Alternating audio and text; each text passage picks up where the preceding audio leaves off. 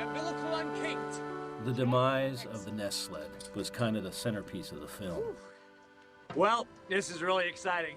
This is the Ness sled's maiden voyage. It was the scene with which Keith Provost initially pitched the film to Kennedy. The scene he came to me with was the scene of the Ness sled going over the edge of the boat. The big build-up with this, fabulous one-of-a-kind prototype, and big anticlimax when everything goes over into the lake. It was the only scene in the film which took 2 days to shoot. The first day was the rather complicated onboard business of the scene, the lines and the essential character action. And the second day, we shot the actual sinking of the sled into the water.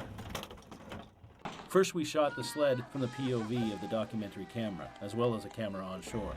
Well, this was all done in shallow water with the sled tethered to the boat by a 25-foot marine rope that matched the umbilical. That went so well that the decision was made to change things up a little for the planned underwater shot.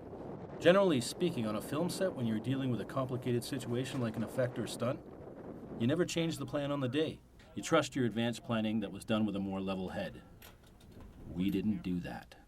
We thought we had a better idea. We have Rob getting in his scuba gear. Now we're going to go deeper. We're going to get Rob in the water underneath, and we'll get the stuff going past Rob on an underwater shot. It's going to be freaking believable. So Kennedy reconnected the original umbilical, and we asked Pirate Bob, the boat's actual captain, to go further out into the lake. But Pirate Bob took us roughly to one of the deepest points of its 136 square miles. The plan being that after getting the shot, Rob could dive down with a longer rope and we could recover the sled that way. Rock and roll! Here we are! Roll camera! Action! But there were too many cooks in the kitchen, or whatever the waterborne equivalent is. And well, life imitated art. Where's it tied onto? This is all tied onto this. When Kennedy said that it was all tied onto this, meaning the Ness sled support equipment, it made perfect sense to him. What had happened was an almost perfect storm of miscommunication. Rob had wanted to go only a little deeper. His rope for recovering the sled was only 100 feet long. Kennedy had his head down re-rigging the sled and had no idea how deep we were until after everything was in the water.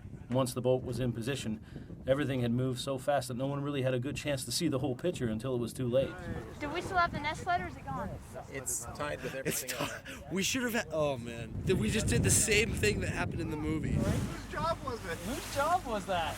Throw me that rope because I can attach it to it and give it back to you. Rob was in the water still suggesting that he would dive for it. Is he off the rope?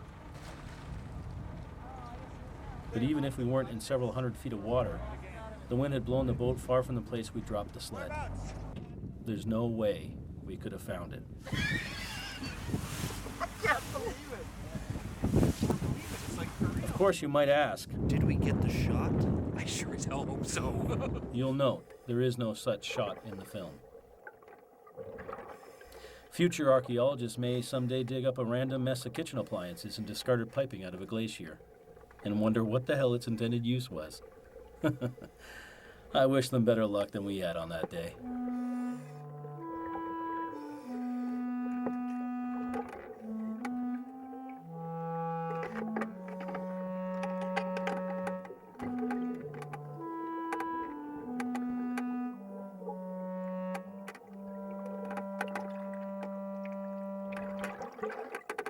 Is this thing tied on?